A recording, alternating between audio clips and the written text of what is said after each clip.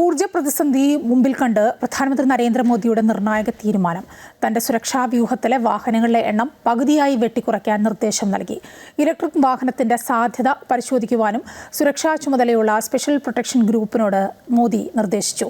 മുഖ്യമന്ത്രി, മന്ത്രിമാർ തുടങ്ങിയവരുടെ വാഹനങ്ങളുടെ എണ്ണം പകുതിയായി കുറയ്ക്കാൻ നിർദ്ദേശിച്ച് ഉത്തർപ്രദേശ് സർക്കാരും രംഗത്തെത്തി.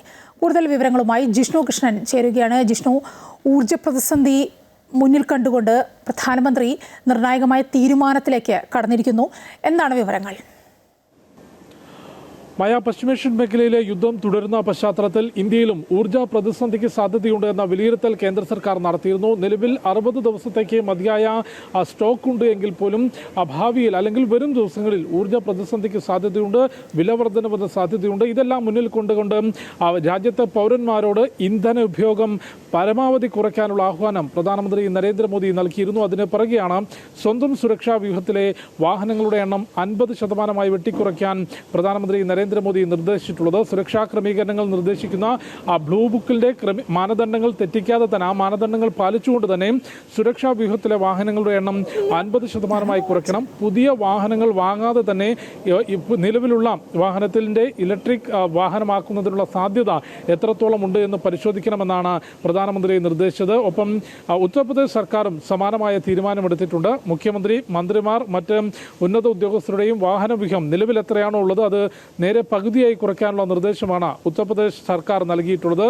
കേന്ദ്ര സർക്കാരിന്റെ ഭാഗത്തുനിന്ന് നിലവിൽ കടുത്ത നിയന്ത്രണങ്ങളിലേക്ക്, അതായത് നിയമപരമായോ സർക്കാർ തലത്തിലുള്ള നിർദ്ദേശങ്ങളിലൂടെയോ നിയന്ത്രണങ്ങൾ പുറപ്പെടുവിച്ചില്ല എങ്കിൽ പോലും പ്രധാനമന്ത്രി തന്നെ ഈ പ്രതിസന്ധി മറികടക്കുന്നതിന് 7 നിർദ്ദേശങ്ങൾ രാജ്യത്തെ പൗരന്മാർക്ക് മുൻപിലേക്ക് വെച്ചിരുന്നു. അതിൽ ഏറ്റവും പ്രധാനപ്പെട്ടത് ഇന്ധന ഉപയോഗം കുറയ്ക്കുക എന്നുള്ളത് തന്നെയാണ്. സ്വന്തം വാഹനം ഒഴിവാക്കി ട്രെയിൻ, മെട്രോ ഉൾപ്പെടെയുള്ള പൊതുഗതാഗത സംവിധാനങ്ങൾ, ബസ് ഉൾപ്പെടെയുള്ള പൊതുഗതാഗത സംവിധാനങ്ങൾ കൂടുതലായി ഉപയോഗിക്കണം.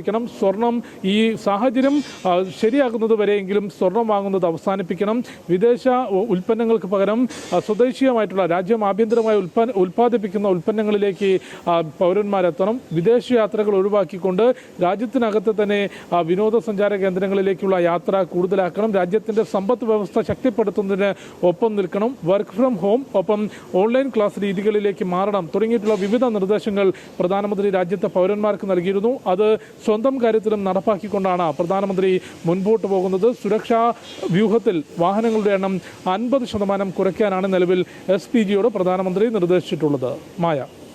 ശരി, ജിഷ്ണു കൃഷ്ണനാണ് വിവരങ്ങൾ നൽകിയത്. ഊർജ്ജ പ്രതിസന്ധി മുന്നിൽ കണ്ടുകൊണ്ട് പ്രധാനമന്ത്രി നരേന്ദ്രമോദി നിർണായക തീരുമാനങ്ങളിലേക്ക് കടന്നിരിക്കുന്നു.